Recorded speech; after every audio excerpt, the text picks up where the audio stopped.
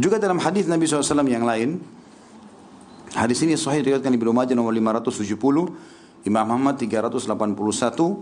Rasulullah SAW bersabda, "Walladzi nafsu Muhammadin biyadi, la tu'addil mar'atu haqqa rabbiha hatta tu'addi haqqa zawjiha, walau sa'alaha nafsaha wa hiya ala qatabin lam tamna'hu."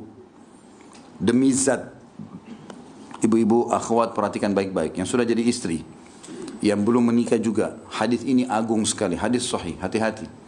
Kalau mau lancar hubungan dengan langit, pegang baik-baik hadis ini.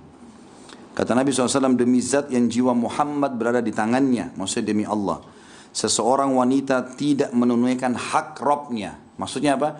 Biar sholatnya lancar, khusyuk, baca Quran, hafal Al-Quran 30 juz, ya, setiap hari zikir pagi sore berjalan, hijabnya hijab syar'i, dia sudah berikan. Dia tidak akan dinilai menunaikan hak Rabbnya hingga menunaikan hak suaminya. Dan jika suaminya meminta dirinya saat ia sedang berada di atas pelana kendaraan, sudah naik di mobil, kalau kita sekarang naik di motor, kalau zaman dulu di pelana naik di atas kuda, udah mau pergi nih, suaminya masih panggil untuk biologis, untuk ada keperluan, maka dia tidak boleh menolaknya. Ini. Jadi saking besar haknya di sini. Ini. Tentu secara umum makna hadis ini, teman-teman sekalian, kalau kita lihat, kita arahkan kepada akhwat kita, kesannya kayak ada tanda kutip ya, penekanan terhadap wanita tidak bisa nolak ajakan suami secara zahirnya, gitu kan. Padahal tidak ada hadis yang serupa ya, nggak ada hadis serupa. Misalnya seorang muslimah lagi ingin berhubungan biologis atau lagi ngobrol sama suaminya lagi kegiatan lain, tidak ada kata-kata akan dilaknat suami yang tidak datang melayani suami istrinya, nggak ada hadis begitu. Atau Allah murka, atau tidak ada. Tapi perempuan ada. Apa sebabnya kira-kira? Karena Allah sebagai pencipta kita sangat mengetahui karakter-karakter masing-masing, ya. Kalau ibu-ibu pada saat ada keinginan, atau seorang wanita ada keinginan untuk berhubungan biologis atau bercanda dengan suaminya, sebenarnya tidak terlalu masalah kalau ditunda beberapa waktu. Karena memang wanita kalau tidak dipicu, dia tidak akan terangsang. Sudah umum itu fitrah. Kalau laki-laki berbeda.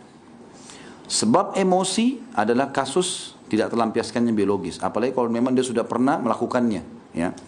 Kata para ulama, seseorang yang sudah melakukan biologis, ya, maka akan beda secara hormon antara dia sama orang yang belum pernah biologis. Karena orang yang sudah pernah biologis, maka akan berbaur keadaan itu dengan jiwanya. Sehingga berpengaruh pada emosi. Ya. Jadi ibu-ibu yang suaminya suka emosi, ada masalah di biologisnya itu. Ya. Karena kalau sudah dipuasin biologisnya, maka dompetnya terbuka. Baik ya. Ini suaminya pulang kerja, kemudian capek, mana makanan, belum masak. Masuk rumah berantakan. Mau disentuh nggak usah. Terus habis itu minta beli panci baru. Kira-kira dikasih nggak? Atau minta diantar. Coba begitu suami datang, rumahnya sudah wangi, bersih, kemudian dia juga berhubungan biologis sama suaminya, pasti aman. Apa saja, oh ini, ya, mungkin belum disebut hajatnya, ya nggak apa-apa. Itu rahasia laki-laki loh bu. Saya bukain, maaf ya bapak-bapak. Ternyata laki-laki, kalau dalam hadis ini tadi yang kita sebutkan, kenapa wanita di atas pelana kudanya, kalau dipanggil oleh suaminya untuk berhubungan biologis atau melayaninya makan, menemaninya harus datang, tidak boleh menolak.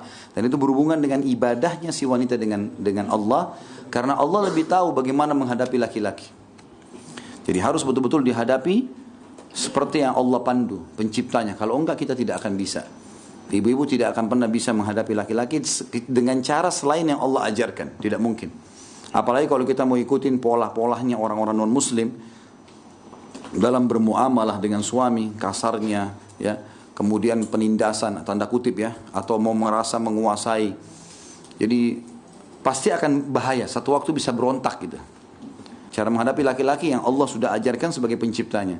Kelembutan, keramahan, ya, kemudian juga kesantunan. Sampai hadis Nabi yang sudah pernah sering saya ulangi kan, wanita ahli surga, wanita yang kalau dia disakiti, dianya sedang disakiti, atau dia menyakiti suaminya, dia akan datang memegang tangannya sebelum tidur sambil berkata, saya tidak akan pejamkan mata, atau saya tidak bisa pejamkan mata sebelum kau ridho padaku. Ternyata laki-laki dengan cara lembut itu, misalnya ibu-ibu mengatakan maaf ya saya salah, padahal suaminya yang salah. Nanti si laki-laki fitrahnya memang dasar dalam jiwanya akan mengatakan, oh ini orang merendah dengan saya yang salah kok, maafin saya ya. Karena laki-laki biasa terbawa ego, gitu kan. Walaupun dia salah langsung ibu menghardik mengatakan kamu salah, kamu begini, maka itu akan jadi masalah. Yang ada adalah defense yang terjadi. Tahukah kamu hak suami atas istrinya? Kalau kau sudah menikah nanti ingat, hak suamimu ada. Jika pada hidungnya terdapat luka yang mengalirkan nanah, lalu ia menghisapnya, mengeluarkan dengan hisapan mulutnya, maka itu masih belum menunaikan haknya. Dalam riwayat lain, kalau di dada suamimu ada luka, kemudian bernanah, dan kamu membersihkan dengan lidahmu, maka kamu masih belum bisa memberikan haknya. Artinya saking besarnya hak suami itu.